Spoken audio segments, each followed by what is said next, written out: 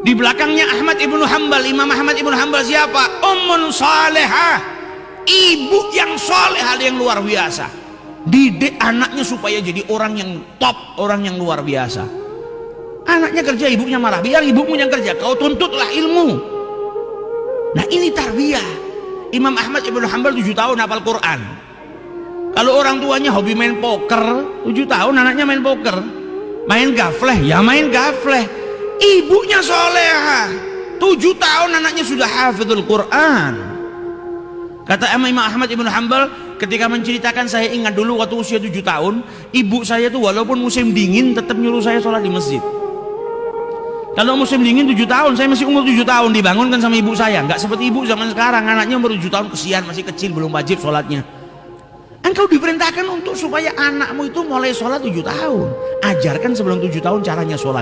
7 tahun perintahkan. 10 tahun ninggalkan pukul, tapi pukulannya bukan pukulan yang melukai anak. Pukulan takdib, mukul supaya anak itu takut kalau ninggalin sholat. Anak kita 7 tahun mungkin disuruh sholat aja belum. Imam Ahmad ibn Hanbal 7 tahun disuruh sholatnya ke masjid sama ibunya. 7 tahun. Musim dingin saya dibangunkan sama ibu saya di waktu subuh. Dan ibu saya sudah manaskan air buat saya wudhu. Setelah Imam Ahmad ibnu Hanbal wudhu, dipakaikan pakaian yang hangat, dipakai serban kerudung itu ditaruh di kepalanya, kemudian ditutup telinganya, diikatkan, kemudian diantarkan sama ibunya sampai depan masjid, ditunggu sampai selesai sholat. Nah ini ibu yang salehah. Dari kecil dia mau punya anak yang saleh, pendidikannya yang luar biasa. Jadi Imam Ahmad ibnu Hanbal, kata Imam Ahmad ibn Hanbal, saat saya masih kecil, masih menuntut ilmu, kalau datang ulama besar di Baghdad, itu semua orang pada berbondong-bondong ingin dengarkan ilmunya.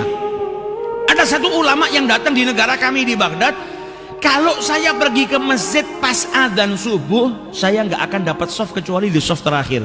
Zaman dulu nggak ada mic. Kalau sekarang ada mic, mau duduk di soft terakhir, mau di seberang masjid itu masih kedengaran. Zaman dulu nggak. Kalau saya datangnya pas adzan nggak dapat kecuali di soft terakhir, nggak denger. Tapi ketika saya mau keluar sebelum subuh, saya dilarang sama orang tua. Ibu saya khawatir, nah ini masih jam 3, kau keluar sekarang petang, lewat padang pasir nanti ada binatang buas. Saya khawatir. Padahal dia kepingin betul untuk hadir majelisnya orang alim ini, mendengarkan ilmunya Rasulullah Sallallahu Alaihi Wasallam. Sama seperti anak sekarang mungkin, apa keasikannya dia mau keluar dilarang sama orang tuanya, kan pasti beradu dengan dirinya sendiri, ini gimana saya kepingin, tapi karena yang minta orang tua, tinggal sama Imam Ahmad ibn Hanbal, nurut ibunya, datang waktu subuh baru dia pergi, tidak mau bikin khawatir orang tuanya. Kata Imam Ahmad ibn Hanbal, sampai suatu ketika saya waktu masih kecil, masih menuntut ilmu, datang juga orang alim ke kota kami, kita mau belajar, karena saat itu air yang ada di sungai itu meluap, jadi naik ke atas lah, rop, kalau zaman sekarang rop. Nah kalau rop itu kan kali sama jalan kadang nggak kelihatan, tutup air semua, dan arusnya deras. Maka ibu saya kata Imam Ahmad bin Hanbal ngasih wasiat, kalau nanti sampai kau dapatin air itu luber, air sungai itu sampai keluar, maka jangan kau seberangi, tunggu. Ibunya takut, namanya ibu, khawatir. Tapi kalau nggak cepet-cepet berangkat, nggak cepet sampai sana, ya tadi masalahnya dapat soft yang paling terakhir. Ini ulama yang ngajar, yang hadir ribuan, soft paling terakhir, nggak dengar apa-apa.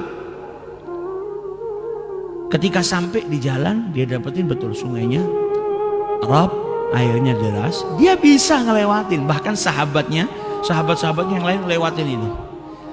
Kemudian Imam Ahmad ibn Hanbal punya sahabat namanya Yahya.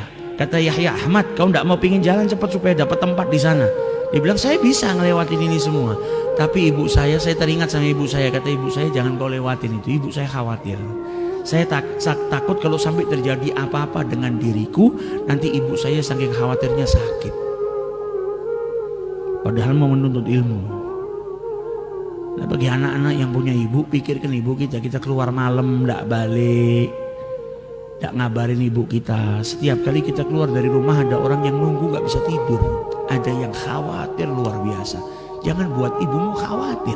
Lihat Ahmad ibn Hanbal jadi orang besar karena nggak pernah mau bikin ibunya khawatir.